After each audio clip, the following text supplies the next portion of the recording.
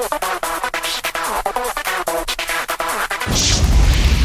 guys, my name is Spencer Kaufman. Thank you for watching the Deception Tips videos. They're all about teaching you how to read people and detect deception so that you will be able to tell if someone is lying to you.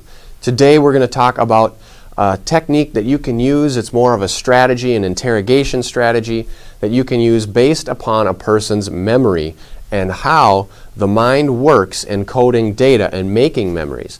So you're going to learn a little bit about how the brain forms these memories and how it retrieves them and how you can use that information to your advantage when someone is telling you their story.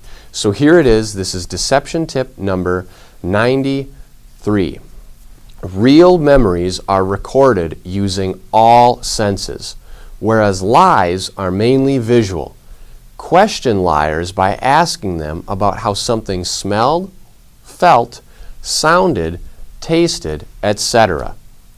So, real memories are recorded using all the senses. Why is this? Well, when they experience something, they are there. Therefore, they know what they experienced. They were there. They saw it. They heard things around them. They smelled things. They maybe touched things, felt them. They experienced the whole area. So they know what is going on, what went on. Whereas lies are visual. They invented this in their mind. So it's not real for them.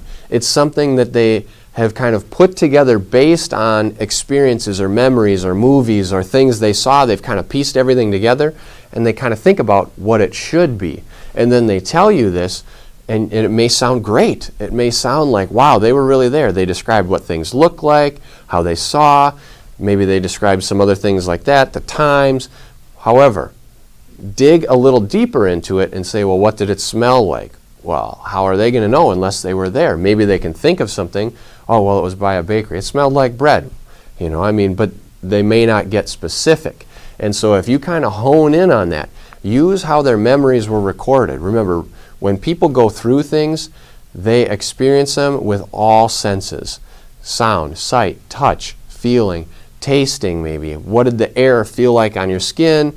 What did it taste like? What did it smell like? How did it sound under your feet? You can get as detailed as you want, or you can let them kind of expand on it how they want. But remember that lies are invented.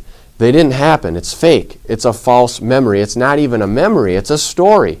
And so you can use this to your advantage by trying to tap into their memory and using that to see if, in fact, their lie or their story is, in fact, the truth or if they're lying. Now, as always, when you're doing this, you want to be on the lookout for patterns and clusters of behavior. You want to look for additional signs of deception, because if they are lying and they can't quite give you the right smells or senses, or maybe they're lying but they're pretty sharp. So you ask them, well, how did it sound on your feet? Oh, the leaves were there, so they were really kind of crunching and it was a dry day. And you kind of look back and remember, like, yeah, it didn't rain, so I know it's dry. So they're sharp. They may be on to you.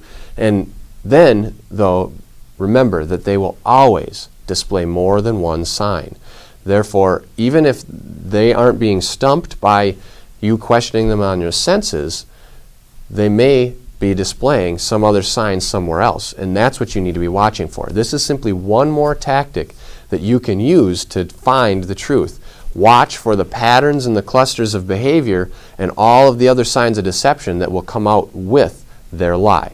So if this is your first time watching these videos, I'd love to have you subscribe to the channel on YouTube. Feel free to comment with any questions you may have as well.